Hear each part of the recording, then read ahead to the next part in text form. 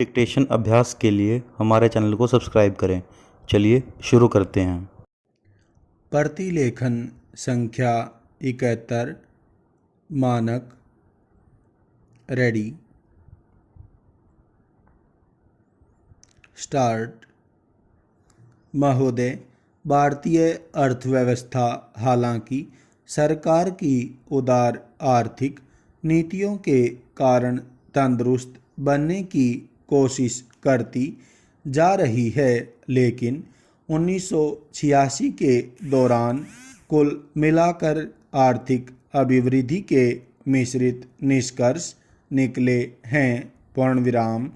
औद्योगिक उत्पादन और निर्यात बढ़ाने के लिए सरकार द्वारा इस साल घोषित उदार आर्थिक नीतियों के बावजूद अभी तक उसके अच्छे असर दिखाई नहीं दिए।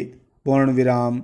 अब यह साफ होता जा रहा है कि वर्ष 1986-87 के दौरान 5% अभिवृद्धि दर का लक्ष्य शायद हासिल नहीं हो पाएगा। पूर्णविराम। ज़्यादा से ज़्यादा पिछले साल की 4.5% अभिवृद्धि दर तक ही उपलब्धि सीमित रहेगी। पूर्णविराम। सरकारी आंकड़ों के अनुसार 1986 में अप्रैल से अगस्त के दौरान औद्योगिक उत्पादन का सूचकांक पिछले साल के 5 महीनों के मुकाबले 5.6% ज़्यादा था, लेकिन यह अप्रैल अगस्त 1985 में 1984 के मुकाबले हासिल 5.8% की दर से कम है। पूर्णविराम।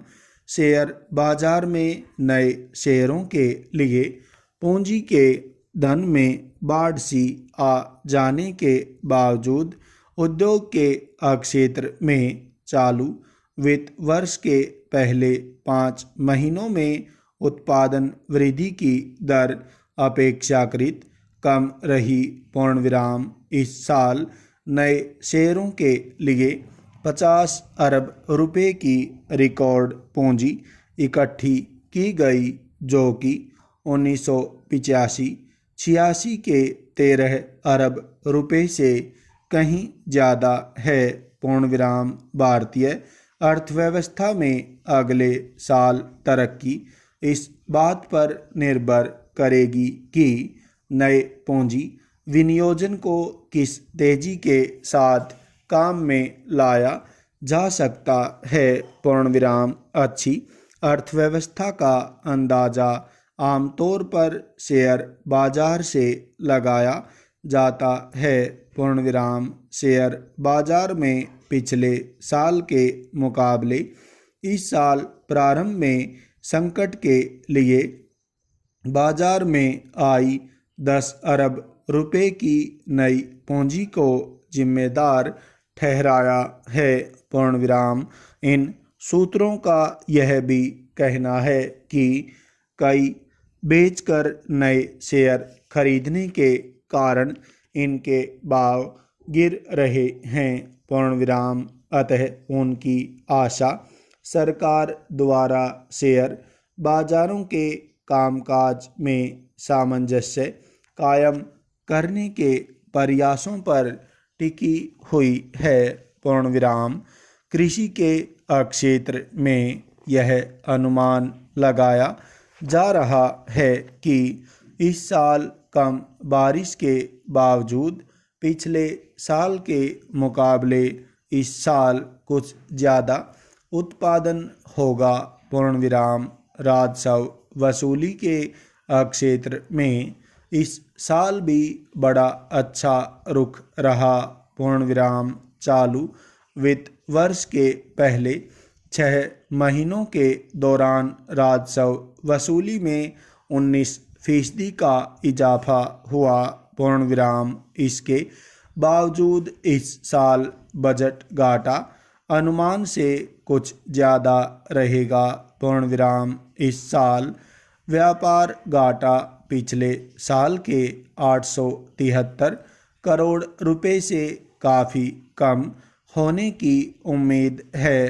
पूर्ण विराम। यह मुख्यतः आयात में कटौती करने की वजह से संभव हो सका है। पिछले साल निर्यात में 1% वृद्धि हुई थी, जबकि चालू वित्त वर्ष में यह वृद्धि 16% तक बढ़ चुकी है। पूर्ण विराम। इस साल सरकार ने निर्यात को बढ़ाने के लिए जबरदस्त कदम उठाए।